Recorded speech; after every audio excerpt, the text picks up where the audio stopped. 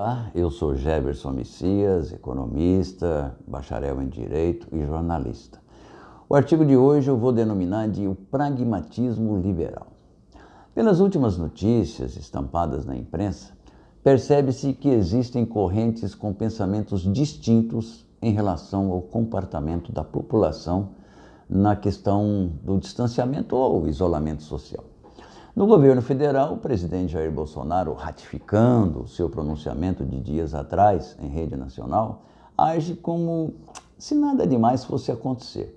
Sua rotina de trabalho não foi alterada e suas saídas pelas ruas para cumprimentar simpatizantes estão na sua agenda, como a de hoje, domingo, dia 29 de março. Ao sair em passeio, sem programação de destino, fez uma parada em Ceilândia, uma cidade satélite do Distrito Federal, distante mais ou menos uns 30 quilômetros do Brasília, e que tem em sua maioria moradores que trabalham no plano piloto.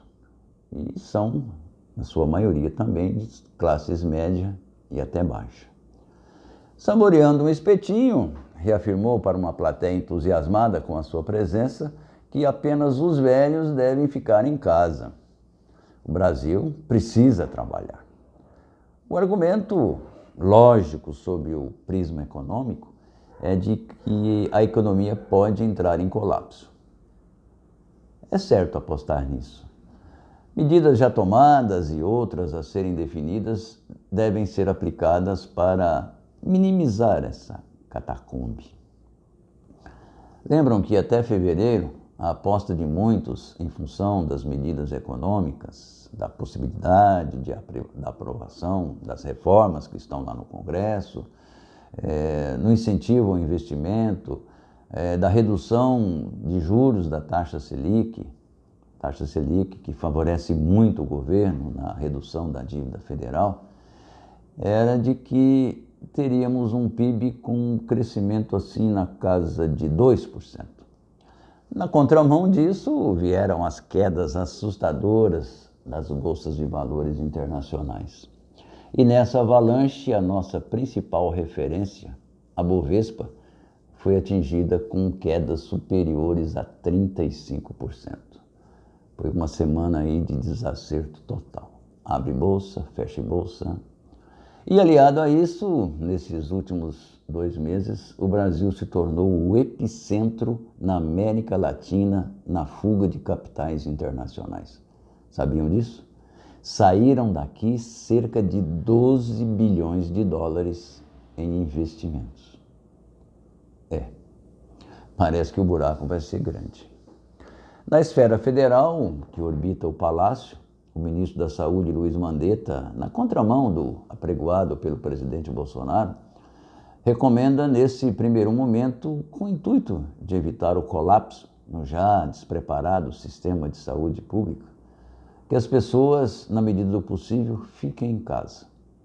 E até sugeriu ao Ministério da Educação que mantenha a suspensão das aulas por todo o mês de abril nas universidades federais, que certamente vai ser seguido pelas universidades estaduais e pela maioria das escolas.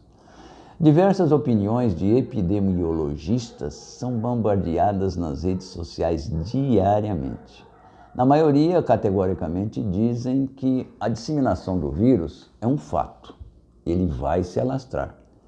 O que se pretende com o distanciamento social, todos sabem, é fazer com que isso aconteça de forma gradual, para dar tempo de tratar os contaminados. Pelos cálculos de alguns estatísticos, baseados em dados de países que estão com a curva de contaminação em ascendência, no Brasil a probabilidade de casos confirmados poderá ser de centenas de milhares. Mais ou menos 0,1% da população, isso levando-se em conta alguns agravantes, como estilo de vida e condições de moradia.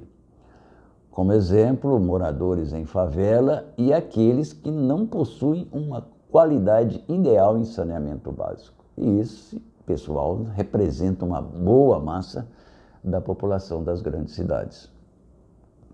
Com isso, talvez se confirme o número um número divulgado por alguns empresários e que servem de argumento pela retomada dos negócios, de que com o isolamento vertical teríamos entre 5 a 7 mil mortos, algo em torno de 0,03% dos 209 milhões de brasileiros. Esperamos que não, que essa conta não feche. Chamou a atenção a declaração dada pelo ministro Paulo Guedes, abre aspas, como economista, digo que a economia tem que funcionar. Como cidadão, quero ficar em casa. Fecha aspas.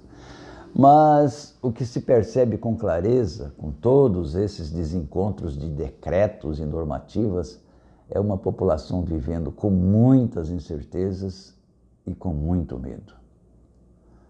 Uma coisa é certa, cabe a cada um de nós fazer a sua parte e sermos mais solidários. Um abraço.